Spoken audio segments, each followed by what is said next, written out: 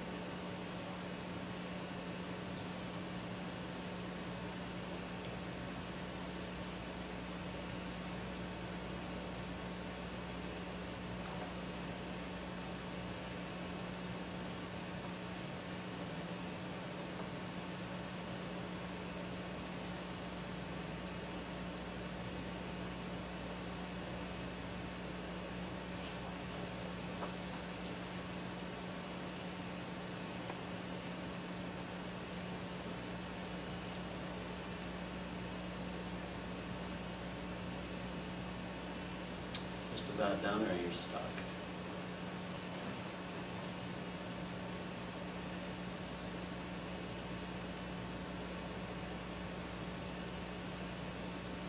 All right, let's start with the end of the list. Tell me how the word sounds, pronounce the word, and its definition. Start at the end. Anybody volunteer? Fellow? Yeah, fellow. Oh, fellow. I will, wish, or desire. I will. I wish, or desire. Okay, I desire. Good. Okay, next word up. Anybody? Luo means loose. To loose. Luo, loose. Okay, third word up. Laleo means I speak. it's to speak, right? I speak. Okay, next word. Oida. I say. I say. I say. Okay, oida. Well, no, it's not I say.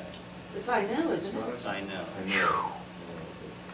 Sorry about that. No, that's okay. Calm down. Okay, this word here, end of the second list. Dunamai.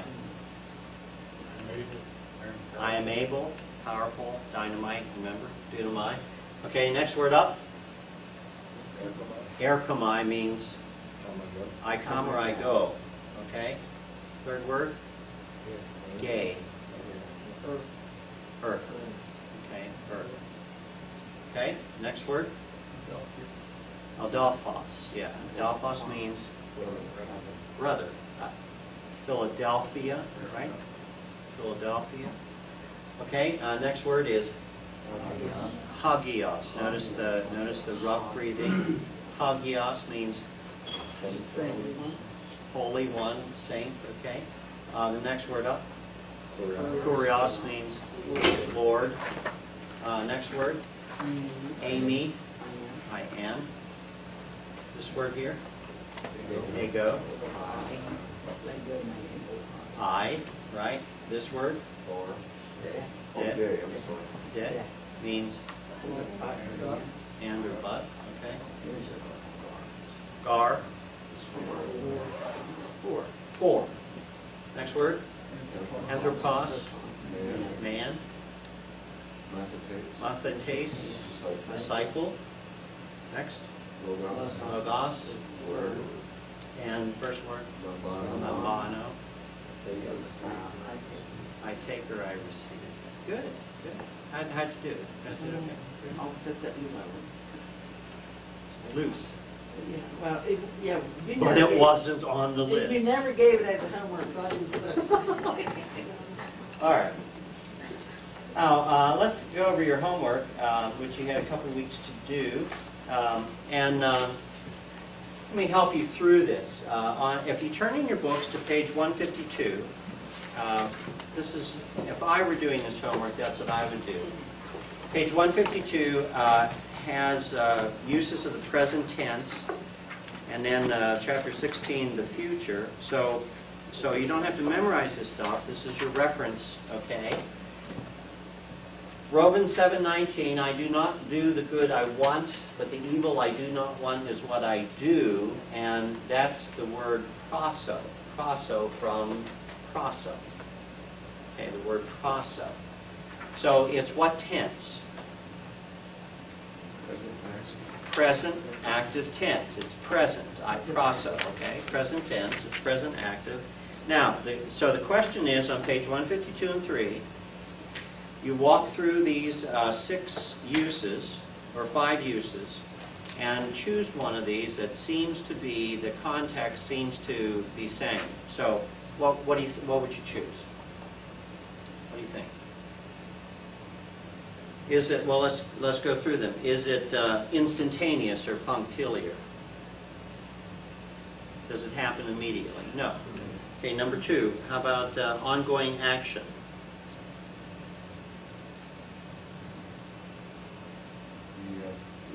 Could be. Okay, could be. Number 3, how about repeatedly? Yeah. Could be. Number 4, how about customary, habitual, or general? Habitual, okay, could be. How about number 5, a timeless fact? Probably not. Okay, so you've eliminated at least 2. Is everybody with me? Eliminated 2.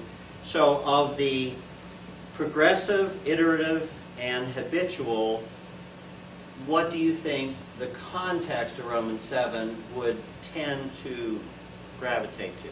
Any thoughts on it? Habitual. And why do you say, Dave, habitual? Well, I do not do the good I want, but the evil I do not want to do is what I do. It sounds like he continuously, habitually does it. Okay. In the context that. Okay. So it would not be wrong, and you see what I'm saying? It's not wrong to choose number 2 or number 3, but a better choice would probably be number 4. It's a habit. It's a habit. Any questions on that? Okay. So it's, therefore, it is habitual present active tense. Habitual present. Grammatical category, habitual present. All right, let's do the next one.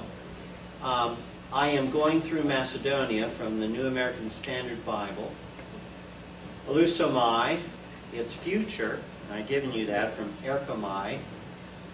You might say, how in the world do you get this from that? Well, you just have to memorize. This is one of those memory kind of things. But this is future from erchomai. So what you do, again, is you go to the future indicative, chapter 16, page 155 and 156.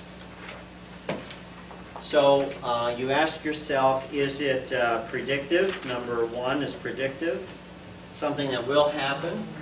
Is it imperatival, a command? Or 3, is it nomic, a generic event will occur? So let's eliminate them. Which ones wouldn't it be, or which ones of those would not work? It's Not imperative. It's not. Non-imperative, okay? I don't think it's predictive. Well, it could be. I am going. Could be predictive. How would you decide whether it's predictive or generic? The context, right. And if you read 1 Corinthians 16, and it's future, right? That would be predictive. Yeah, so he's hoping to go through Macedonia. See, if you read, does anybody have a Bible with them? Read 1 Corinthians, somebody read 1 Corinthians 16:5, or a couple of the verses there.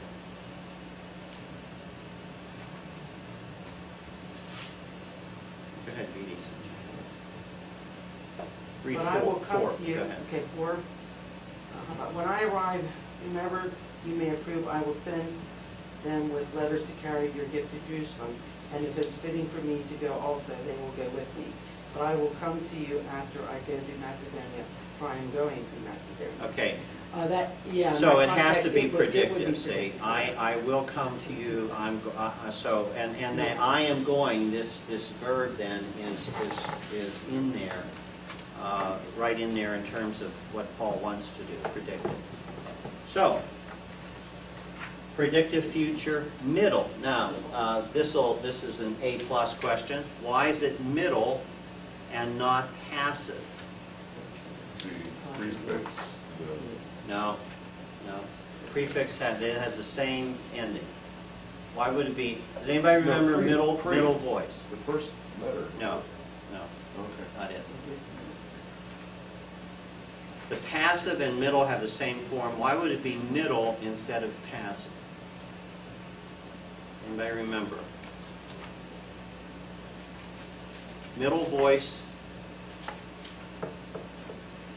talks about acting upon the subject of the sentence. In other words, it is the subject that's acting upon itself. Okay? So this would be middle.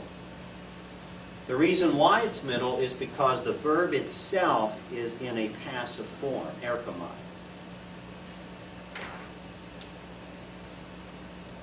Okay? Are we okay with that so far? Edie? I'm getting there, my brain is. Okay, okay. Romans 3:10, as it is written, there is no one righteous, no, not one. Gegraptai from grapho. And what is that? First of all, what kind of tense is it? How would you recognize the tense? If I go on the computer and clicking on that word, Yes, you But, can. You can go okay, to, the first letters. Yes. That, passive. from grapho. No. Notice what it's doing. See the first couple letters? it puts the lambda epsilon in front of whatever. Well, no, not so much, but it's repeats. See the repeats the first couple letters? And that's an indication that it has to be what tense? Anybody? Perfect. Perfect tense. Perfect tense. It's like a cheese. Perfect. Okay, graptai, what kind of ending is that? Is that That's active or passive. passive? That's passive. Okay, so perfect tense, so you take a look at, where are we here? Perfect, on page 163, 2 uses that the author gives you. Sometimes the emphasis, he says, page 163, number 1, is on the fact the action was completed.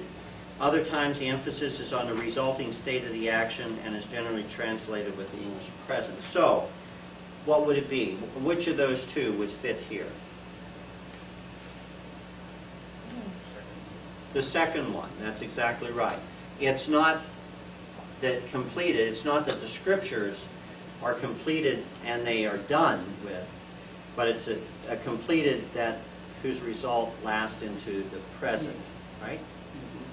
Okay, so therefore it would be intensive, perfect, passive.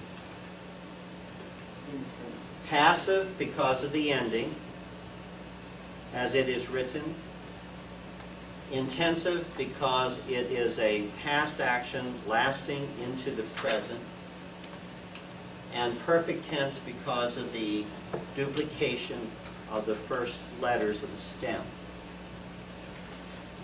Now, I did all of that without actually looking it up, but you can, but as Tim says, you can get on your computer and click it. We're But going to it actually doesn't look. tell you if it's habitual, predictive, or No, intensive. it doesn't tell you It gives that. everything else. It tells you everything else, it doesn't tell you that, see, so, Well, I got perfect passive indicative. You got that Did from you the get it? computer? but you did not get intensive. No, I didn't get intensive, See, so you got the no. Singular. actual verb form Yeah. itself, but Third person. not the grammatical category. Okay. All right. So, again, why is this so what? Well, when you take a look in a commentary or something, they will start throwing the stuff out. This is an intensive perfect passive, and the key thing is to go to your books or learn that. Okay, well, that means that it is a past state that has present consequences. But they're not going to say that in the commentary. Past state that has present consequence. Yes. Emphasis is on the resulting state of the action. Okay. Any questions at all on those forms? Now, see, for me, this is fun. This was fun for me when I took Greek because it challenges you. It helps you to grab hold of a little bit of why these words were used. And so as you think about it, see, as you think about how these words were used back during the Koine Greek days, all these little innuendos people would pick up, say. They would pick up these things. Now, they didn't use the words we use in predictive, intensive, whatever, but they would pick this up. Part of the reason why the Pharisees got so upset with Jesus is because he used two words over and over and over again. Does anybody know what the two words that Jesus used over and over? I am. But instead of using eimi, which means I am, right? Eimi, he said ego eimi. Okay. Now, for a Jew, Jesus was saying what? I'm God. Yeah, he's saying, Self-adjustment one. I am using the tetragram, it's called, of the Old Testament, and bringing it to you right now and saying, I am God. I am that I am. That's what he's saying. And of course, they picked up stones to kill him. Blasphemy. So those kind of things are now. See, you don't get that in English. You don't see that. You don't catch that sense. And so you read through the Gospel sometimes, and you wonder, why were they so angry at Jesus? If you read Matthew 23 in the Greek, very interesting passage. It's hard to translate, but Jesus, it's a woe passage. Jesus calls the fair, whitewashed sepulchres, full of dead men's bones, hypocrites, this kind of thing. And all those verbs are present, imperative, actives. And so what he's doing is that he's loading it on them. He's basically saying, you stand under God's judgment and my judgment now. And it's just this powerful kind of thing. So they didn't like that. I wonder why. Okay, good. All right, let's go on. We're going to talk about continuing our study of Greek verbs and chapter 20. We're going to talk about participles. Participles. Chapter 20, participles. Did I actually hear a groan out of the teacher? Yeah, that was. No, this is not out of the... Okay, chapter 20, participles. Let's talk about participles. They're called verbal adjectives in the English language, participles. Give me an example of a participle. Running. Running. The running man. The running man, right? The cycling teenager. Notice what happens. You add ing to a verb. running, drowning, the drowning man type of thing, okay? After eating, I will go to bed. Typical example. After eating, I will go to bed. It's a verbal adjective, a participle. It can act as an adverb. What's an adverb, by the way? What's an adverb? It's not a What? Descriptive modifies Being verb. a verb. Right, good. You're right, see? You guys know this. Modifies a verb, adverb. Okay, adverb. After eating, my Greek teacher gave us a test. And I puked up. No, sorry. But, okay, an adverb. Or it can act like an adjective. The pastor standing in front of us is our Greek teacher. All right, standing in front of us is a participial phrase, but standing is a participle. Participial phrase has a participle and accompanying elements. Pastor standing thoughtfully at the window is our Greek teacher. So this whole phrase, you see, would be the participial phrase. If you diagram this, do you remember diagramming in 7th, 8th grade? I don't know when you did it. But how would this be diagrammed? Anybody remember? How would this be diagrammed? That would be underneath pastor, wouldn't it? Yes. Yeah, you'd have, pastor. You're not go down like It would go down, yeah, go down No. like that, that kind of thing. Okay, yes. Okay, good. Good. All right, now, Greek participles are used many times. One of the verb forms that's used almost always, widely used in the New Testament, and has a wider range of usage than English participles, so there's all kinds of different semantic ranges here. Usually, Greek participles are understood by their aspect or type of action, not by their tense. Now, what do I mean by that? Well, present participles indicate continuous action. The guy sitting there is Dave DeLauder. Continuous, right? Present participle. Aorist participles have an undefined aspect to it. In other words, it's not past tense, it's just undefined. Perfect participles, again like the perfect tense, completed action with present effects. And formed by adding certain endings. So this is what you look for. How do you identify, how do you know when a verb's a participle? If it's a regular verb, a normal verb, it has these kind of endings. On, usa, on.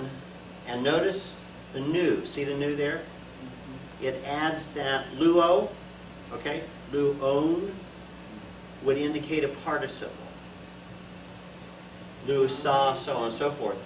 And omenos, omene, omenon is the passive part of that. But notice, this is the key. It has the nu to it.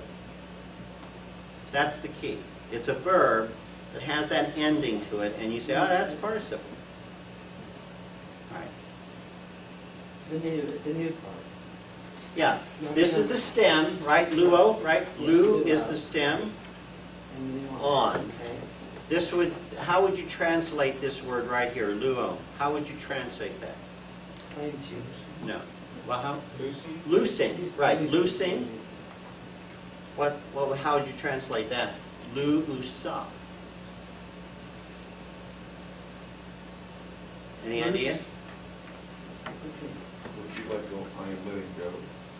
No. This is loosing, See. being loosed, being present, being loosed. Luon. Okay,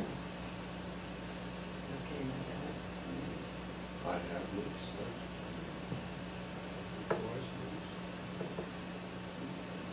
I'm not going to. Present active would be loose. wouldn't Yeah, it? yeah. Being, see, it's present active. Luon. This is third person present active. That's all. so it'd be the same thing then, right? Yeah. Facts about participles. It can be active, middle, or passive voice. So, akuon, notice again the nu at the end. Akuon, hearing, hearing. Akuo is to hear. Akuon, hearing, active. Aku omenos, omenos is being heard, passive, being heard. Okay. Participles indicate relative time, that is, time relative to the main verb. Find the main verb, and you'll get an idea about the participle. If the main verb is present, the present participle indicates an action in the present time. If the main verb is past, then the present participle indicates action in the past time. I know this sounds very confusing. All right, but you'll just, one of those facts that you just have to memorize. If the main verb is past, present participle means an action in past time. It goes with Even the though it's in verb. the present participle. Present participle be identified by the ending. Right. Aorist participle indicates an action prior to the time of the main verb. We'll do examples here. An action prior to time of the main verb. Matthew 2:2. Where is he who has been born King of the Jews? You remember that, of course. Where, say, who, is, ho, the one, ho, the one, texthes, basilus ton idodion. Jews, right? How do I know that's Jews? Which word? The last word. I mean, without even knowing any Greek, how would you know that? What starts with that? Yeah, it has a capital to it. We know that it has to be some kind of nationality or I know place. John starts with it in the book of John. Yeah, starts with it. that's right. Basilus, kingdom. That's a word for kingdom. A king, basilus. And this is now this is a very difficult verb form. So if you don't, advanced Greek students don't even know what this is. Texthes. So you have to memorize this. Aorist passive participle from ticto. So you would never get that, would you? No. And guess what? No one else does either. It's one of those things you have to kind of memorize the list. You memorize, okay, this is the way this works, and so you memorize that. But where is ho, he who has been, or the one who has, the one, tekthais, who has been born. See, has been born, King of the Jews. Action prior to time of main verb. Aorist passive participle. Now, let me show you how I got that. What's textos again? What's that? Aorist passive participle. I mean, what's the word? Tic-toe. All right, this is how I get it. I go to my handy Greek help sheet on my computer, right? And I delete this and type this in. What's that? What's the reference? Matthew? Matthew 2:2. Matthew 2.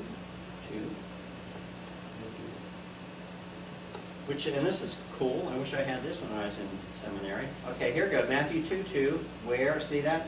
See the hand? Where is the one? Here's the participle. See the bottom?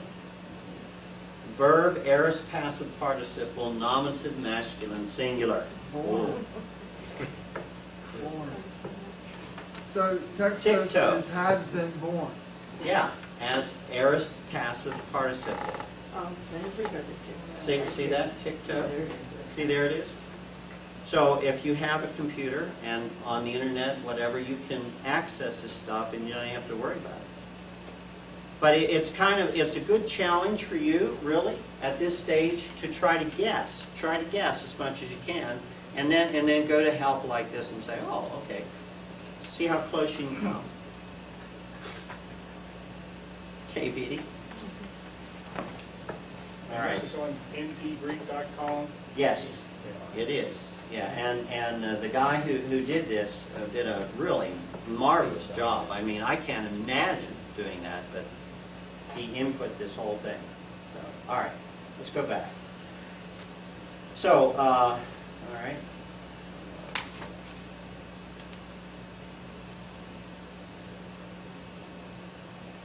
Perfect participle. Perfect means what again? Perfect tense means what? Sorry, Okay, it's happened in the past, but it has present Application. consequences. Action that occurs prior to that of the main verb. Matthew 22:29. You are in error, Jesus to the Pharisees, because you do not know the Scriptures. Now, it's interesting to me, and it may not be interesting to you, but it's interesting to me that the New International Version has you have no clue this is a participle. Right? However, if you were more literal, okay, planaste, may, in error, not you are in error, you, that's second person plural, you are in error, that means. May means what? Not, may. Okay, this is the participle, eidotes, eidotes. Not knowing, it's knowing, not knowing the Scriptures. That's the literal. In error, not knowing, tas the graphe, Scriptures. Not knowing the Scriptures. And the New American Standard Bible would probably translate it that way. But the New International Version wants to clean it up a little bit grammatically, so they say you're in error because you do not know the Scriptures. Why would they say because? This is a challenge question. Why would they say because? What are they doing? Showing consequence. Exactly right, A+. See, they are in the translation. What they are doing is they are doing your semantic work, providing you with it in the translation. Their idea is this is a consequential, perfect participle. You see what they're doing? And so they're translating it with that semantic category already in it. That's why you have to always ask see, that's why it's good to go back to the original, the Greek, and say, now wait a minute. Is that really what it says? Well, from the NIV writers, translators, they said it spells consequence. You're in error because you do not know. But the actual translation is you're in error not knowing the Scriptures. Perfect active participle. Or not having known the Scriptures, if you want to be more precise. Okay. Adjectival participle, adjectives. Romans 12:1. Living sacrifices, let me show you that. Zoson. Verb, present active participle, accusative, feminine, singular. Now, I got that from, again, I went to my computer and put my little hand on that. See? Zoson. Verb, present active participle. Again, how do I know it's a participle again? Did you get this? How do I know it's a participle? Right. Notice the ending. If it would have been zosa, what would it have been? Yeah, that's right. Get your chart out. What would it have been? Zosa.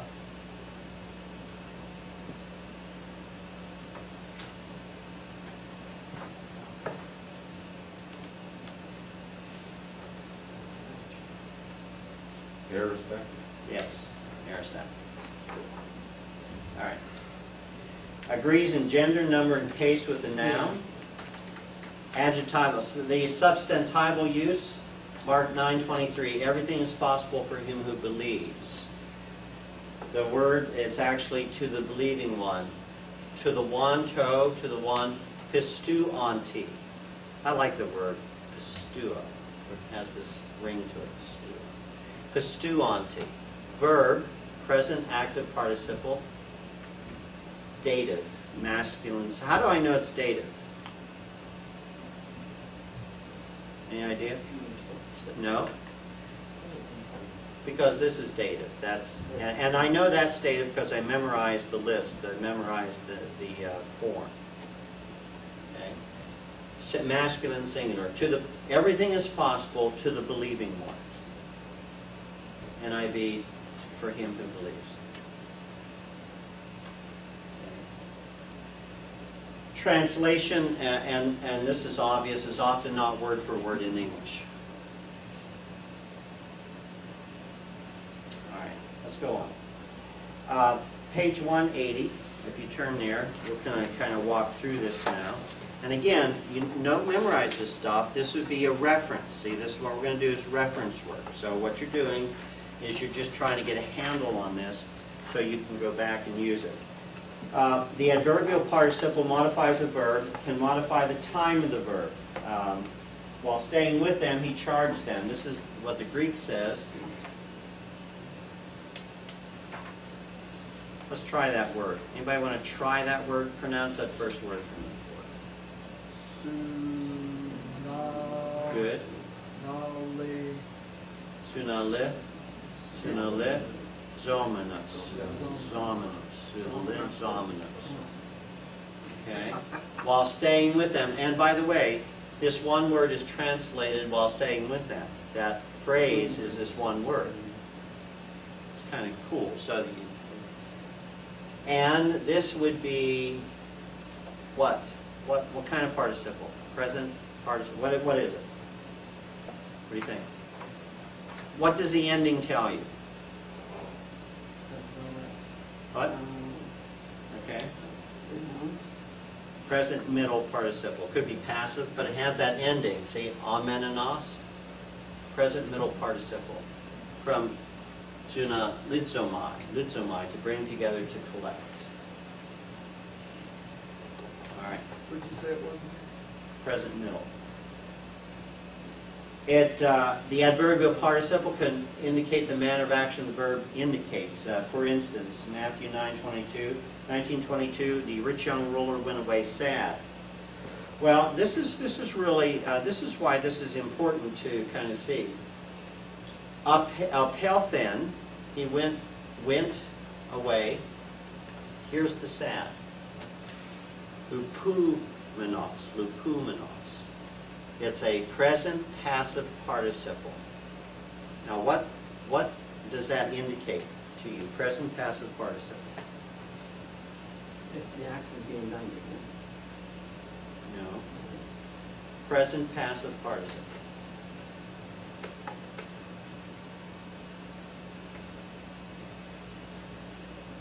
His sad state was a state of mind that he carried with him as he left Jesus. See, if it were just he was saddened and he got over it, they would have used a different verb. But the Greek says no. Present passive participle means that he went away continuously sad. Just kept being sad. Present passive participle. Which was tragic, you see. That's why the disciples, and you missed this in English. The disciples say, who can then be saved? Duh. I mean, look at this guy. He keeps the law. He gives, he obeys, he goes to synagogue, he does everything right. And of course, you know the discussion, everything else. Jesus says, well, with man it's impossible, with God all things are possible. But they're looking at this. They're looking at this man going away sad and devastated. All right.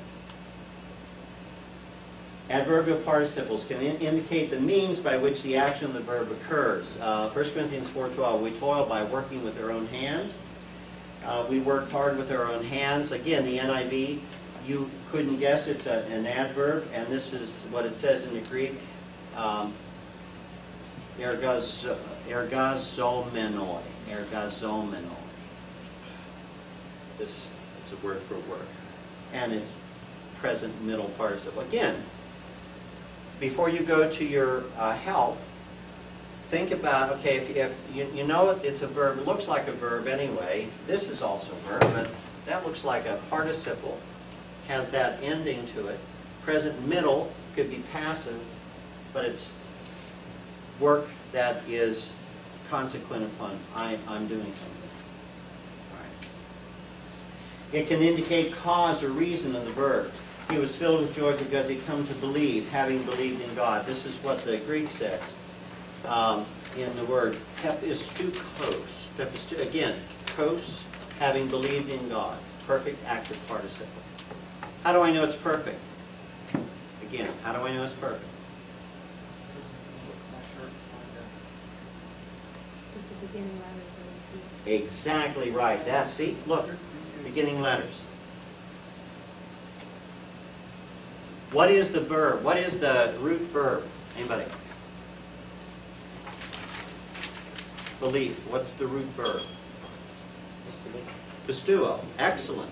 Pistuo. So pepstuo is perfect. Pepstuo. Okay? Got it? Not what I'm saying. Now that you say it. Okay, we need to pause. Okay, let's pause. Question so far. Action. Repeat. Conditional use, Matthew 21:22. Whatever you ask in prayer, you will receive, believing, if you have faith. Conditional. Why is it conditional? If you have it. Yeah, if you have faith. That's the translation, if you have faith. The actual word is believing. Pistuontes, again, present active participle from pistuo. See? You'll learn this word. Participle form, present participle. So believing, whatever you ask in prayer, you will receive believing. See, comma, believing. In other words, the NIV said, well, that means if you have faith. Again, what they're doing is not only are they translating the word, they're giving the semantic range. See what they're doing? They're saying this is a conditional adverbial participle. So we're going to translate it that way. We're going to say this is not just present active, this is a conditional. But that's not actually what the text says. The text says believing is believing. And you have to figure that out. Okay, so it can indicate as well the action of the verb is true despite the action of the participle, concessive. This is, again, somewhat hard to grasp. Ephesians 2:1, you were dead in your transgressions. Very interesting. NIV translations. What's Kai? Let's do this. Kai is and humos. You, this. Necros is dead, okay? This is the verb. Ontos. Present participle. How would you translate that? Literally. Anybody? Any thoughts?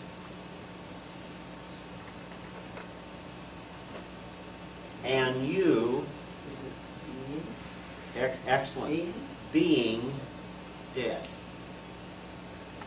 Now the NIV writers, translators say, okay, it's present, yeah, but it's indicating, see, what they're saying, it can indicate the action of the verb is true despite the action of the participle. Now you might say, how do they get that? I'm not sure, to tell you the honest truth, because some translations would just keep that, and you being dead. See, a state. Okay, being dead in your sins. Okay. Can often indicate the purpose of the verb, often translated as an infinitive, Matthew 27:49. Let's see if Elijah comes to save him. And this is the Greek of it. Soson is the participle, future active participle. Soson. How do I know it's future? How do I know it's future? Get my chart out? Yeah, go ahead. Go ahead. I guess I'm wrong. No, how do I know it's future? I know it's future because of this. So the middle sigma. Future, luso, right? Luo. Luso, I will lose, okay? Luso, so. Yeah, this is so, all right. Okay. And notice the translation in infinitive, let's see if Elijah comes to save him. And that's the actual translation. If coming, Elijah saving him. will save him, a future active participle. Can indicate the result of the verb. Ephesians 2:15, his purpose was to create in himself one new man out of the two, thus making peace. A conclusion, again, making peace. See what they're doing? They're saying this is a result. So poion is a participle. They're saying it's a resultant participle, so translating it, thus making peace. When you would read this in a commentary, they would say this is a present active participle indicating result. All right. Translation issues. Sometimes participles are translated as verbs. He did this by predestinating us or predestining us to adoption. Here's the word hu opisos. Hu opisos. No, I'm sorry, that's wrong. How do you pronounce it? Orisos. Yeah. Thank you. See, I was wrong. Somebody should say, that's wrong. Well, catch myself on it too. He did this by predestining us to adoption. This is an aorist active participle.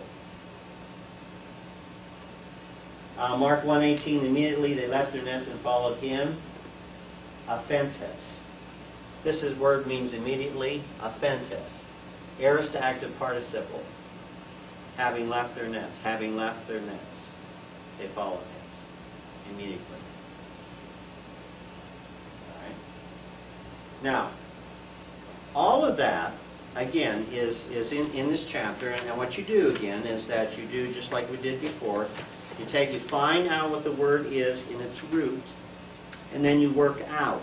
You take a look at the endings, the beginnings, and then you open up your study guides and you try to find out, okay, what is this? Result, conditional, what would it be? Now, let's do a word study. And we're going to study the word perfect. Now remember the steps, 4 steps, word study. Let's see whether you know what they are. What's the first step? Choose the right. All right. Choose the right word in English. Okay. In this case, it'll be pretty obvious. Second step. Identify the Greek term. Third, discover the semantic range. 4, study the context. So we're going to do those 4 things. This is, and what we're going to do is we're going to take a look at this passage. Okay, so what I want you to do is I want you to turn to that passage. If you have your Greek Bibles, find that passage in your Greek New Testament. Let's see if you can do that. Now, not knowing a whole lot, but knowing enough to get by, how would you find it? How would you find it in here? How would you find it? Right, yeah. If you know the books of the Bible, right? And you So can... we know it's going to start with the row because it's hard. Okay. Now, how would you, what would you, okay, so it's going to be, it's going to be after the Gospels. It has to be after Acts, right? Yeah. Right? After Acts, Romans. Here they are.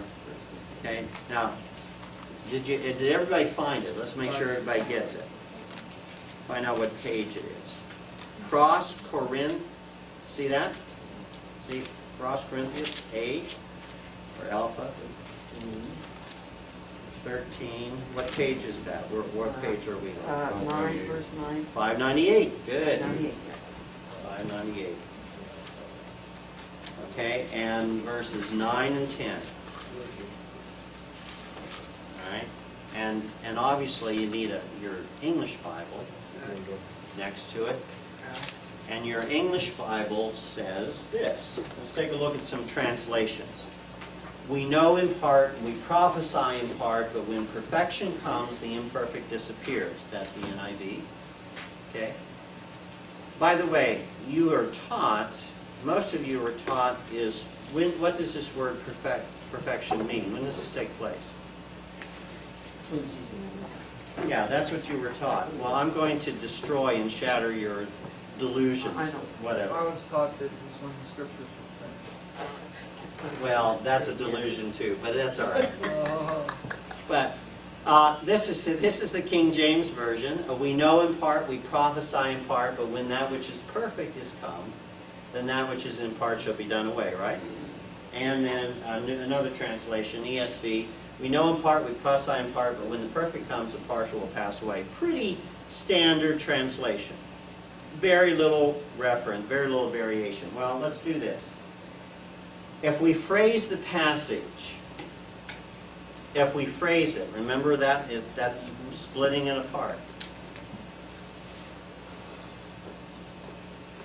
Now, you take a look at your Greek when you phrase the passage, and you see the word gar. See that, gar? Yeah. For, we know in part, that means it's going to be, it's not going to be a major clause, right? All right. For, we know in part, and, kai, prophesy in part. These are parallel. Seems that way. But, new thought, when perfection comes, the imperfect disappears. Now, if you don't see this right away, I hope that you do. I want you to notice the parallel between this phrase, and this phrase. See that? We know in part, we prophesy in part, imperfect, the imperfect disappeared. This is imperfect, right? Yeah. So in contrast to that, in this phrase, in this a couple sentences, when perfection comes, when that which is perfect comes, Okay. then something will happen. So their glorification. So what we're going to do now is see, what you have to do is you're going to have to work at this, try to get rid of your preconceived ideas as to what this means. Because again, most people, most Christians say, oh, this is when Jesus comes. But really, well, let's take a look at that. All right, here's the phrase in Greek, just out of your Greek New Testament. And if you need some help, you go to your help either through the internet or whatever, and you can figure out, you can kind of figure this out a little bit. If you can't figure it out, you can look up the words. Take a look at your Greek dictionary and go through the laborious procedure of taking a look at these words. But you probably can figure out that teleon is the word for perfect. It's an adjective, nominative, neuter, singular. All right, now again, where did I get that? Well, let's take a look at our help here. Fine. So let's take a look. Where is this? 1 Corinthians. So 1 Corinthians, was it 13? All right.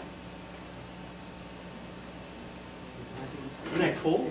This is cool stuff. All right, now, here we go.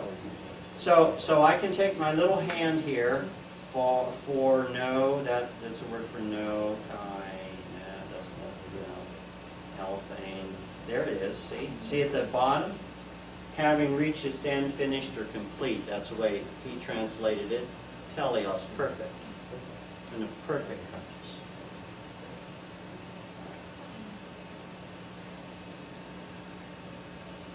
Basic definitions. Go to your dictionary. In the back of your Greek Testament, take a look at the basic definitions on page 180. You'll find that this is the basic definition of the word teleos. Complete, perfect, whole, full effect, full grown, mature. Okay, that's just from your dictionary. You haven't done anything except look in your dictionary, okay?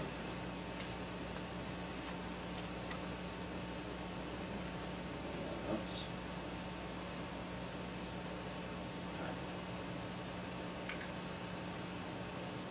Semantic range. Now, what I'm going to be using is the Young's Analytical Concordance. You can use Strong's or anything else, and you'll find the word teleos in Strong's or in Young's, and it'll be beside the English perfect, mature. And these are the verses in the Bible that use, New Testament, that use this word teleos. Most of the use of the word are in these verses. So you know that you have a limited range in terms of taking a look at the verses. So the Greek lexicon, now I'm going to use a little bit more advanced lexicon, and you can do this on your own.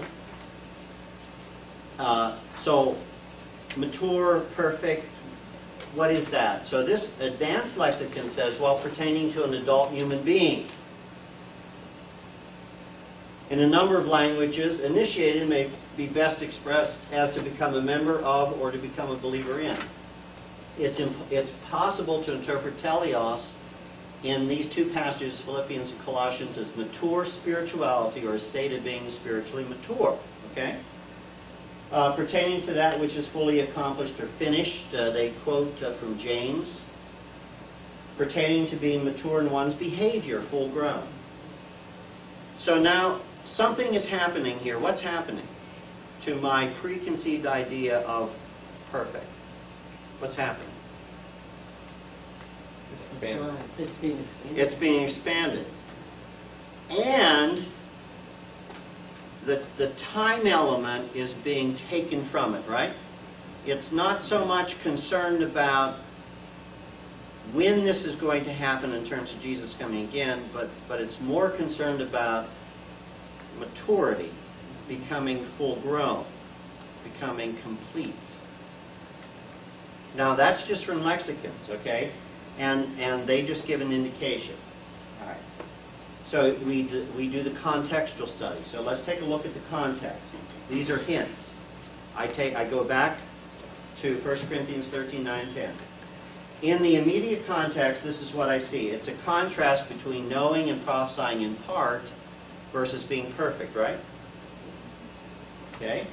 There's a contrast between being a child and what? And a man. When I was a child, I thought like a child, spoke like, but when I became a man, put away childish things, okay? Contrast between childhood and adulthood. A contrast between a poor reflection, right, and face-to-face. So there's contrast being set up. Well, in 1 Corinthians, so let's just broaden that out a little bit. 1 Corinthians, love which lasts versus gifts that cease, right? Paul says, choose a better way in 1 Corinthians 12, end of verse 12, and it talks about love, the love chapter. Love never passes away, lasts versus gifts that cease. Chapter 14, a key phrase here, see man, children, verse 20 of chapter 14, stop thinking like children, in your thinking be adults. See the contrast again? Okay. Chapter 3, there was a problem in Corinth of spiritual immaturity, right? I have to address you as children because you are not ready to receive the truth. Okay?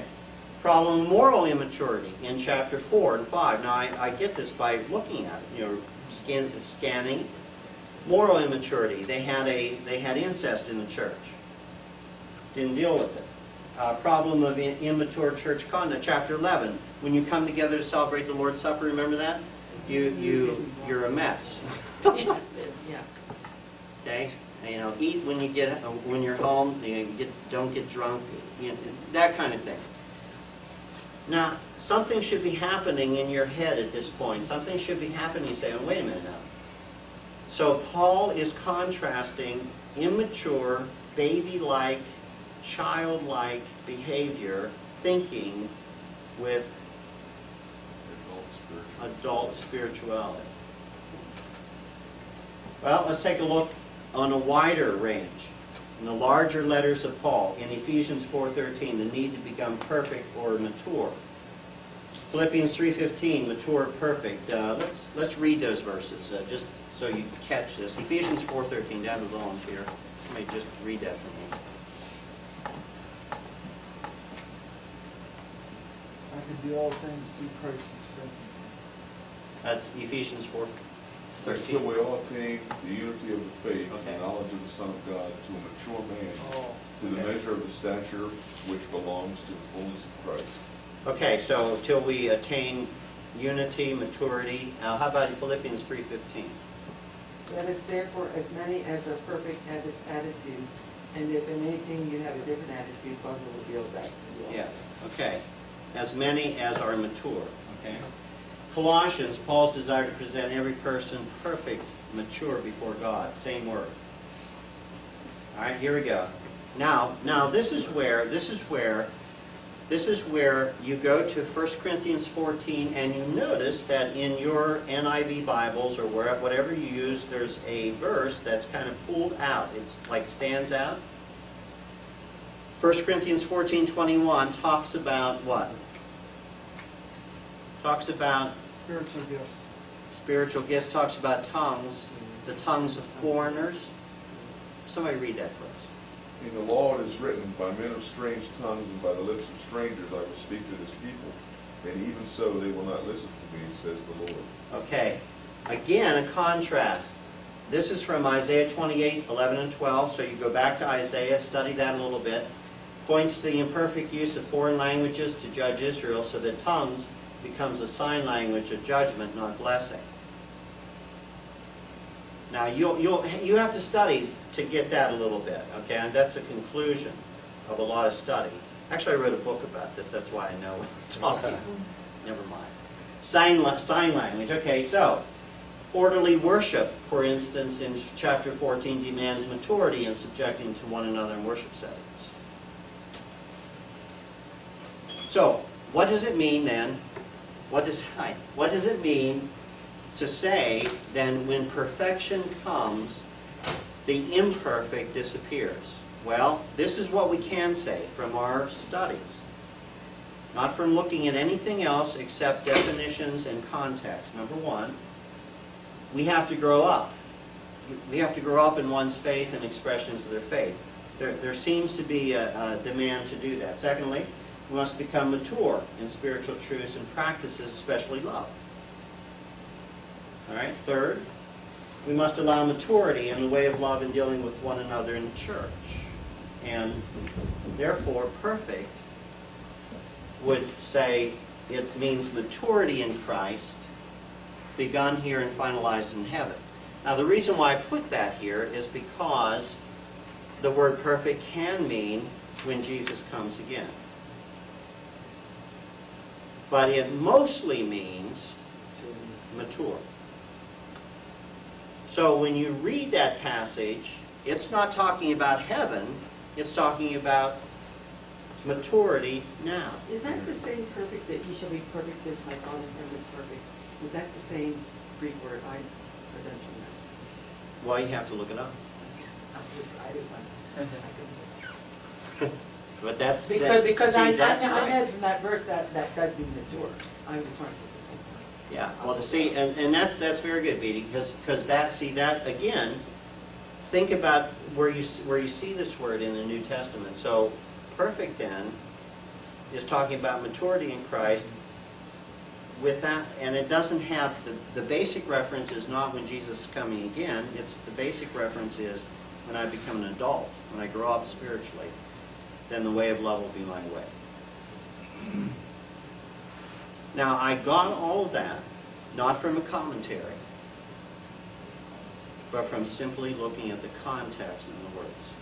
So does that imply, in the context of the passage, that when we're mature in Christ, then the use of tongues and the use of prophecy and knowledge will cease?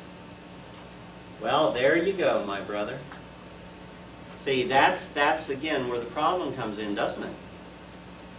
Because if in fact this is a correct study, then it would seem to imply that if I'm spiritually mature, I don't need those sign languages for Which is- completion. But Paul also said, I speak in tongues more than you all. You know, Now- and he wasn't.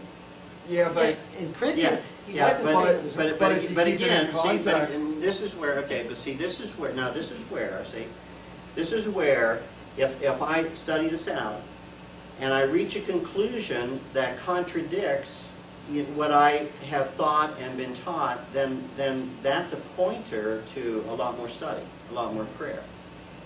either I am wrong in my conclusion, or something is wrong with what I have heard.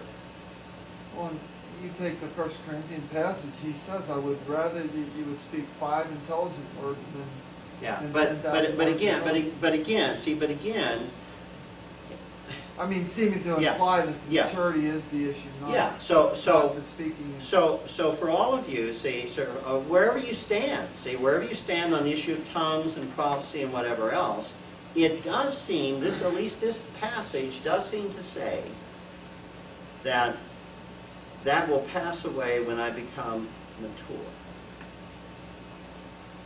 Now, if you want to take that to the end of the age when Jesus comes again, well, you have some proving to do.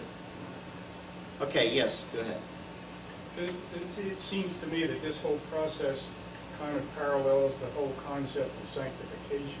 as well. Okay, all right, sure, Because you could take that concept sure. and find its root words and probably follow through the same chronological type of ideas as far as timing is concerned. Yeah. Now, see, the reason why I chose this word is this is a flashpoint for a lot of stuff. I didn't choose the word tongues. Yeah, because see, I think, yeah, that's, if you want to get off of whether tongues is good or, well, not good or bad, but, you know, whether it's mature or immature, then you really need to do a study of tongues Yeah. to make sure, that is this the tongues, the same tongues he's talking about? Yeah, You know. exactly. Well, exactly. See, Beatty, that's exactly the Because when I question. read that, wait, now, is that the same tongues he talked about 13? That's You know, right. is it the same word? I would really want to make sure that, you know, strange tongue could just be another language Right. that I don't know. Yeah. And that, Like Greek is a strange tongue. therefore, that's right. Therefore you. And be careful you always say it implies that. Yeah, and right. So before we say implies, we need to do a little bit more study. See, what I'm trying to help you guys do, though, is that's why you're taking this class. See, this is the bottom line. The reason why you're doing all this is to say, okay, but the text, this is what the text says. This is what the Word says. And it obligates you to do that study to find out Right. whether that is the context, and if it is the context, then you got to embrace it. Yeah, and you may reach a different conclusion than other people have, and that's okay. Or with different conclusion than what you had previously. Okay, so, all right. Any questions at all on the process? Now, what we're going to do next week, we're going to do another word study and try to take kind of a really loaded term from somewhere and challenge your thinking again. And we're going to try to do the same process. And now, in your assignment, in your homework, I've given you an optional assignment, the word vine in John 15. I am the vine, you are the branches. What does that vine mean? Okay, what is that? Does that mean that you're a plant? Okay, anyway. I'm giving you some new vocabulary. Again, these are words that are used over 200 times in the New Testament. Anima is name, anima. And these are just the endings, to anima, a name. Udais, no one, nothing, or none. Uranos is heaven. Pneuma, you probably know what that is. Pneuma, the spirit. Pneumatology. Polus, polu, much or many. Polytheism. Say polus. Polus, right. Angelos, messenger or angel. Okay, hamartia is sin. Basileia, kingdom. Grapho, right. Ethnos, nation. Gentile, or a word for Gentiles. Okay. Graphite, yeah, those are easy. And then read chapter 20, that will be your participle review. And so we're going to do that. So the next couple weeks, next week we'll take a look, finish the verb, try to do that. And then we'll take a look at another word study. What? Ego and mine. Yeah, there we go. John 15:1, I am. Yeah.